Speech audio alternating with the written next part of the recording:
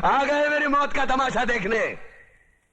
अब मुझे लटका देंगे, जुबान ऐसी बाहर आएगी, आंखें बाहर आएगी, थोड़ी देर लटकता रहूंगा, फिर ये मेरा भाई मुझे नीचे उतार देगा, फिर आप चर्चा करते घर चले जाओगे, खाना खाओगे, सो जाओगे। तुम्हारी ये नामर्दानगी, बुज़दिली एक दिन इस देश की मौत का तमाशा इसी खामोशी से देखेगी। कुछ नहीं कहना मुझे, तुम्हें कुछ नहीं। तुम्हारी जिंदगी में कोई फर्क पड़ने वाला नहीं। अंधेरे में रहने की आदत पड़ी है तुमको, गुलामी करने की आदत पड़ी है। पहले राजा महाराजाओं की गुलामी की, फिर अंग्रेजों की, अब चंद गद्दार नेताओं की और गुंडों की। धर्म के नाम पर ये तुम्हें बहकाते हैं, तुम एक दूसरे के गले काट रहे हो। काटो काटो। ऊपर वाला भी ऊपर से देखता होगा तो उसे शर्म आती होगी, सोचता होगा मैंने सबसे खूबसूरत चीज बनाई थी, इंसान। इंसान नीचे देखा तो सब कीड़े बन गए, कीड़े कीड़े। रेंगते रहो, सटते रहो और मरो। आए और गए, खेल खत्म। क्यों जिए मालूम नहीं, क्यों मरे मालूम नहीं। कलम वाली बाई क्रांति लाना चाहती थी, कलम के जोर पर काले वर्तमान को खत्म करना चाहती थी। कौन समझा उसकी बात को? सब साले मुर्दे, जिंदा लाशें। किसे जगाती वो? मैं जाग गया, कुछ अच्छा काम करके जा रहा हूं, सुकून है। लेकिन ध्यान में रखना, तुम्हारी ये खामोशी कल तुम्हारे बच्चों के लिए रोना बन जाएगी। ये कानून वाले, वर्दी वाले नेता, इन्होंने अपना ईमान बेच दिया। एक दूसरे को जलाते वक्त तुम्हारा ईमान कहां गया था? भाड़ में।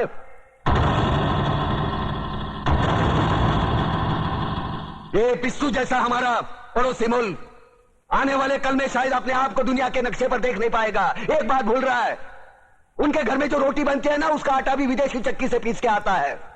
साले अपने खुद के देश में सुई नहीं बना सकते और हमारे देश को तोड़ने का सपना देखते हैं। वो ये सपना देख सकते हैं क्योंकि उन्हें मालूम है ये मुर्दों का देश है। वतन के लिए किसी को कोई हमदर्दी नहीं है। इसे तोड़ना बिल्कुल आसान है। मैं हिंदू, मैं मुसलमान, मैं सिख, मैं फलाना, मैं ढिमका। एक लाठी को तो कोई भी तोड़ सकता है, लेकिन लाठी के भारे को तोड़ना मुश्किल है। मैंने बचपन में पढ़ा था, स्कूल में, तीसरी में। मैं क्यों समझा रहा हूं तुमको? क्यों समझा रहा हूं? पागल हूं मैं? भूसा भरा पड़ा है मेरे दिमाग में। क्यों बातें कर रहा हूं इन पत्थरों से? हंसो हंसो, खुशियां मनाओ। क्रांति की राह पर एक और कुत्ते की मौत मरने जा रहा है, कल कोई और मरेगा। हमें क्या? हम इसी तरह जीते रहेंगे, है ना? जियो भाई जियो, जैसे चाहिए वैसे जियो। मैं हिजड़े की जिंदगी जीना नहीं चाहता। ए ला, चल चल ला।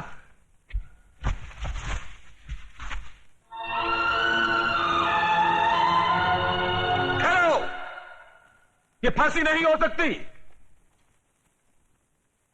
उन देशद्रोहियों के खिलाफ जो सरकार को सबूत मिले हैं, उससे साबित होता है कि प्रताप ने उनको मारकर देश का उद्धार किया है। इसलिए भारत के राष्ट्रपति ने उसकी सजा माफ कर दी। ये रहे उसके कागजात।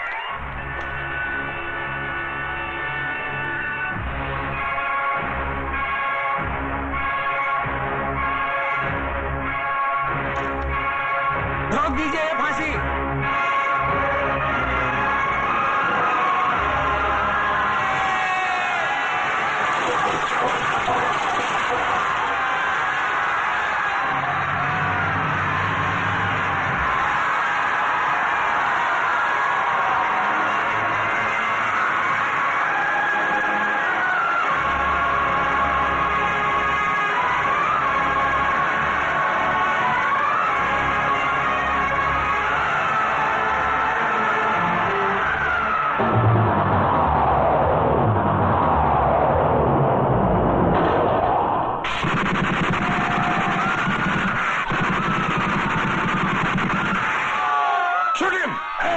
कमिश्नर, लाशों के ढेर बिछा दूंगा अगर हमारे बीच में आया तो।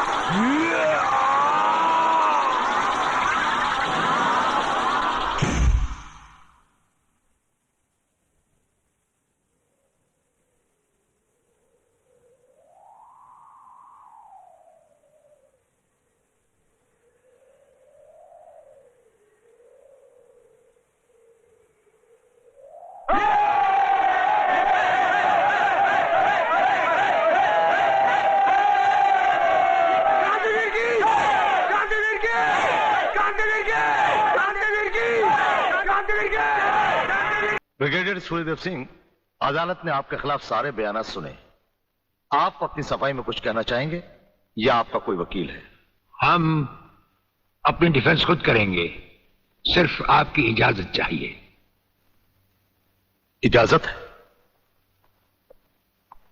आप गीता पर हाथ रखकर कसम खाइए, जो भी कहेंगे सच कहेंगे, सच के सिवा कुछ नहीं कहेंगे।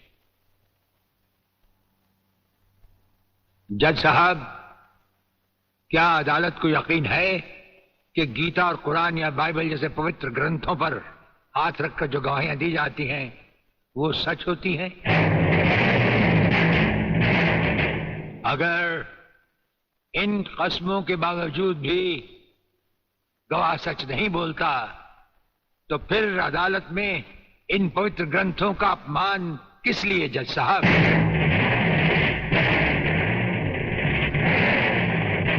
अगर फैसला ऐसे सबूत और गवाहों की बिना पर ही होता है जो पैसे से खरीदे जा सकते हैं, तो बंद करवा दीजिए ऐसे रस्म और रवाज जो कि झूठे हैं। ये मुकद्दस ग्रंथ हमारे धर्म और ईमान का ताज हैं, हमारी जिंदगी की बुनियाद है। हम ये कसम खाएं भी तो कैसे खाएं? यह अदालत आपकी दलीलों की कदर करती है ब्रिगेडियर साहब, लेकिन यह अदालत की बरसों पुरानी रस्म है जो मैं नहीं बदल सकता। तो फिर हम भी अपने जमीर के खिलाफ नहीं जा सकते, चाहे वो अदालत हो या जंग का मैदान।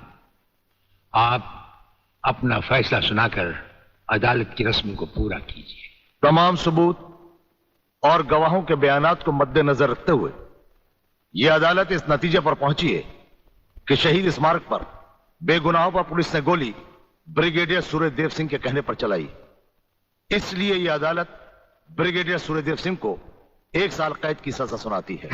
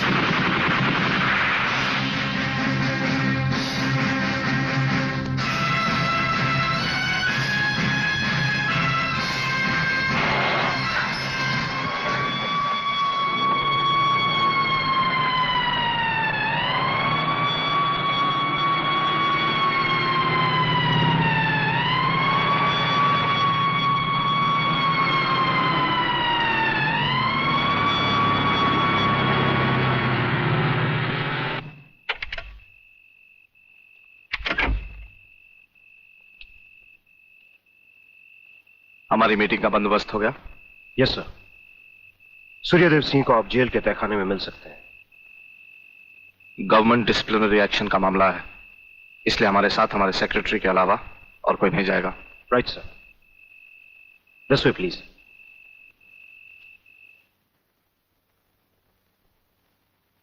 आप इधर उधर देखने की तकलीफ मत उठाइए मंत्री साहब, हम देख भी चुके हैं और सुन भी चुके हैं। यहाँ दीवारें तो हैं लेकिन इनके कान नहीं। आपका वागले से अलग हो जाना, वागले का भरी अदालत में आपके खिलाफ बयान देना, आपका गिरफ्तार होना भाई ये सब मेरी समझ में पूरी तरह से नहीं आया। इसलिए तो आपको हमने याद किया है। और जब कभी सुबह समझा जाता है तो इंस्पेक्टर वागले इसी तरह भेस बदल कर हमसे मिलने यहाँ आते रहते हैं।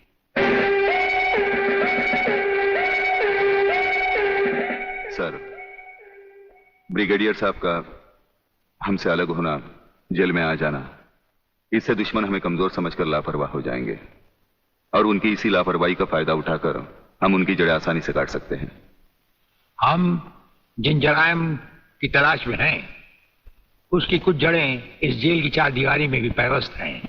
उन्हें ढूंढकर निकाल कर हमें खोदना होगा। और मंत्री साहब, आपसे खास बात यह कहना थी कि हमारी गैर हाजिरी में इंस्पेक्टर वागले आपसे हॉटलाइन पर बातचीत किया करेंगे। ये जब कभी भी आपसे कहें, आप हमारे लिए रिहाई के ऑर्डर भिजवा दीजिएगा। ठीक है, आप जब चाहेंगे आपकी रिहाई के ऑर्डर्स भिजवा दिए जाएंगे। नमस्कार।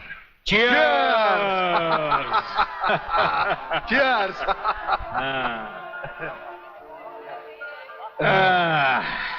नया साल बहुत बहुत मुबारक हो प्रलयनाथ। नया साल तुम्हें मुबारक और सूर्यदेव सिंह का जेल जाना मुझे मुबारक।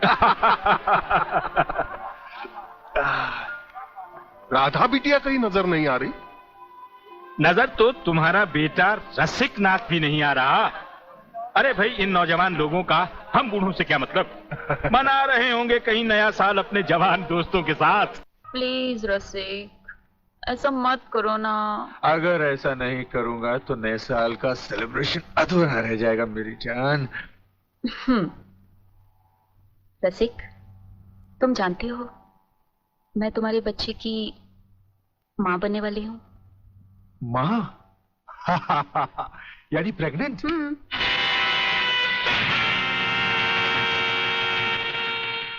अनीता, तुम? हाँ, मैं। कह दो इसे भी, प्रेगनेंसी में परेशानी क्या है, करवा लो अबॉर्शन। शादी बाद में कर लेंगे, अभी तो हम बच्चे हैं। क्यों, यही कहा था ना तुमने मुझसे, और न जाने किस किस से कहा होगा। अनीता, अनीता, कब तक तुम मुझे यूं ही ब्लैकमेल करती रहोगी? राधा, राधा ये सब तुमसे झूठ बोल रही है। ये मुझे बदनाम करना चाहती है। इसकी बातों में मत आना तुम। मैं भी तुम्हारी तरह इसकी भोली भाली बातों में आकर इसके बच्चे की माँ बनने वाली हूँ। मेरे बच्चे की माँ? अरे ना जाने किस किस का पाप अपने पेट में पालकर तू मुझे उसका पाप बना रही है। रसिकनाथ, जिसका पाप मेरे पेट में है उसे पापी का अंत करने आई हूँ।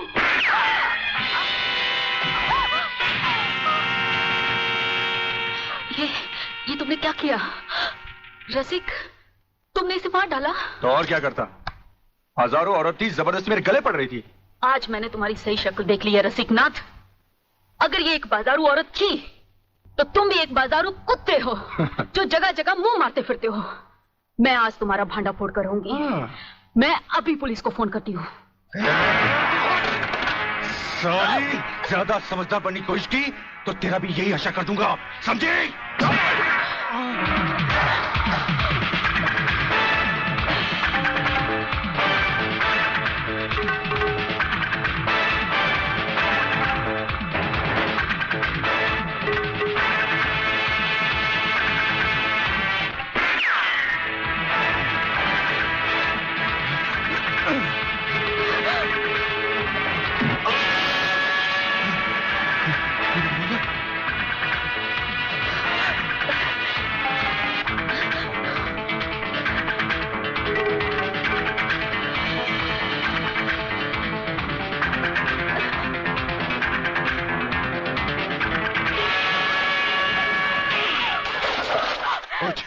पुलिस को बताएगी,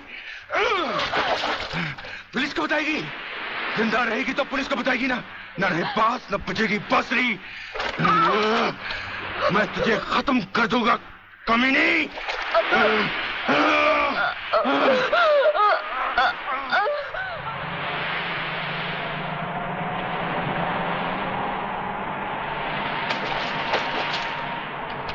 तो पीने का मजा ही नहीं आता।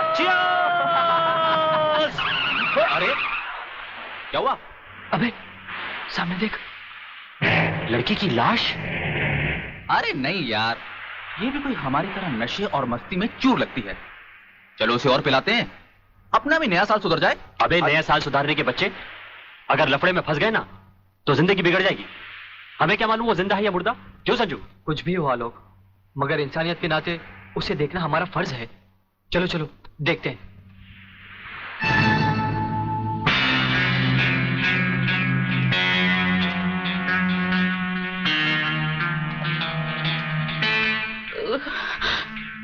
मुझे मत मारो प्लीज।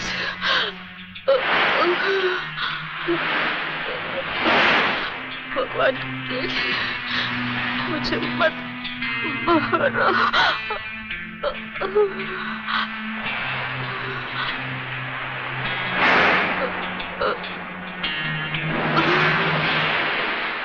अरे ये तो फिर से बेहोश हो गई। लगता है किसी ने इसे बहुत मारा है। चलो इसे अस्पताल ले चलते हैं। डॉक्टर साहब। यस, क्या बात है? डॉक्टर साहब, ये लड़की बहुत सीरियस है, आप बचा लीजिए प्लीज। लड़की? कहाँ है लड़की? कौन है ये? हम नहीं जानते, तुम नहीं जानते तो इसे लेके क्यों आए हो? कहां से लाए हो? बीच से। ये हमें बीच पर बेहोशी की हालत में मिली थी। बेहोशी की हालत में?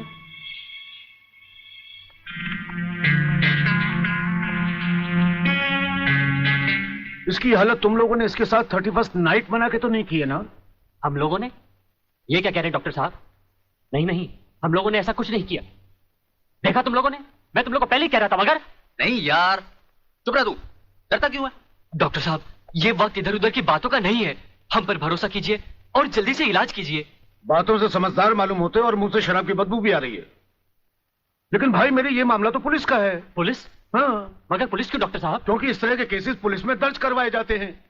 मैं इंस्पेक्टर को अभी बुलाता हूँ। इंस्पेक्टर नीचे बैठा है। डॉक्टर साहब, संजय।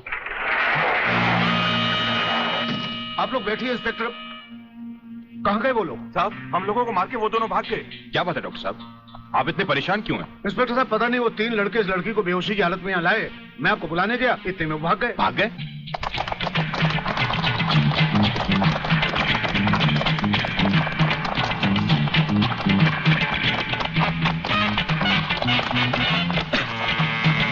अरे जल्दी कर।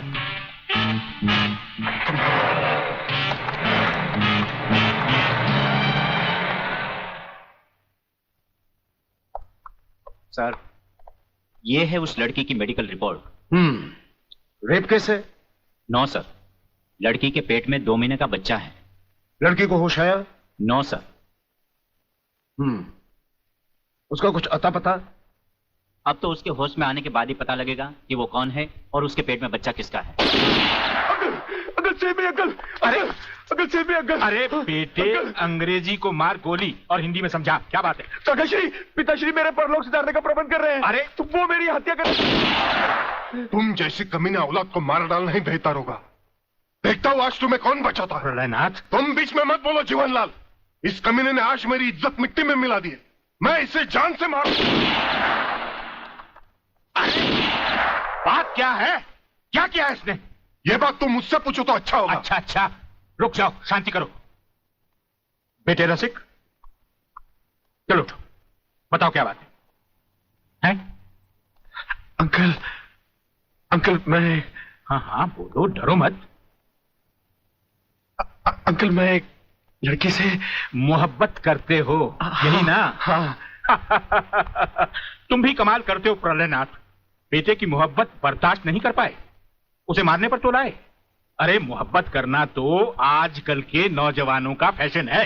बात यह नहीं है जीवनलाल, सच तो यह है कि इसकी मोहब्बत के चक्कर में वो लड़की इसके बच्चे की मां बनने वाली। ओहो, तो इसमें कौन सी नई बात है?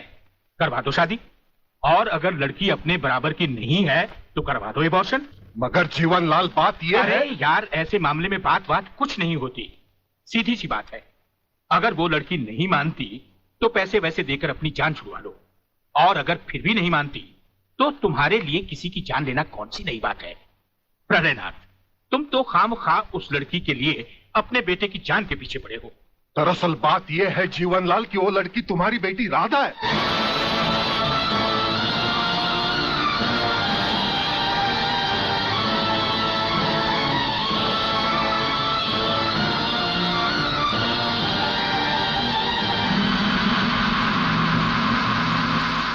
सारी चीजें दर्ज कर ली? जी साहब। और हाँ, इस डेड बॉडी को जल्द से जल्द पोस्टमार्टम। साहब ये पर्स मिला है।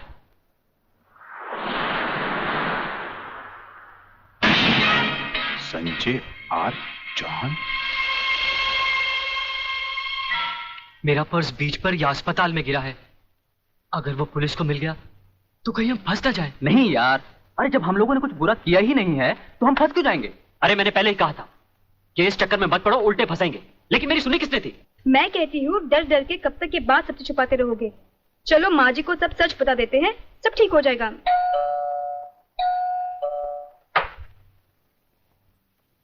नमस्ते। नमस्ते। क्या बात है इंस्पेक्टर साहब? हम शक की बुनियाद पे आपके बेटे संजय और उसके 2 दोस्तों को गिरफ्तार करने आए हैं। गिरफ्तार? क्यों? क्या जुर्म किया है उन तीनों ने? ये आप अपने बेटे से पूछ लीजिए।